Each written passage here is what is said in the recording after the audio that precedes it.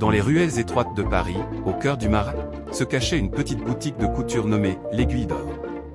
Son propriétaire, Monsieur Henri, était un tailleur discret, aux mains calleuses et au regard doux, qui passait ses journées à repriser des ourlets et à ajuster des vestes pour les habitants du quartier. À 60 ans passés, avec sa moustache grisonnante et ses lunettes perchées sur le nez, il semblait être l'incarnation même de l'artisan modeste. Les clients venaient pour ses prix raisonnables et sa ponctualité irréprochable, sans se douter que derrière cette façade se dissimulait un génie endormi. Henri avait grandi dans une famille de couturiers modestes en Provence.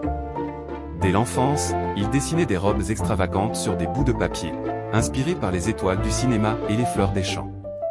Mais la vie l'avait conduit à Paris, où il avait ouvert sa boutique pour survivre, reléguant ses rêves de haute couture au tiroir poussiéreux de son atelier.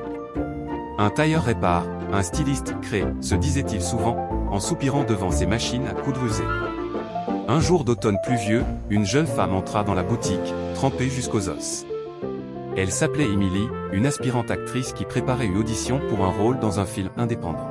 « J'ai besoin d'une robe simple, mais élégante, » dit-elle en posant un vieux patron sur le comptoir. « Rien de trop cher, s'il vous plaît. » Henri observa le tissu qu'elle avait apporté, un coton banal, terne comme le ciel parisien. Mais en le touchant, une étincelle s'alluma dans ses yeux. Au lieu de suivre le patron à la lettre, Henri laissa son imagination prendre le dessus. Il découpa, plissa, et ajouta des détails subtils, une encolure asymétrique inspirée des années 1920, des broderies délicates évoquant les jardins de Versailles, et une ceinture qui soulignait la silhouette avec une grâce inattendue. Il travailla toute la nuit, fredonnant des airs oubliés, transformant le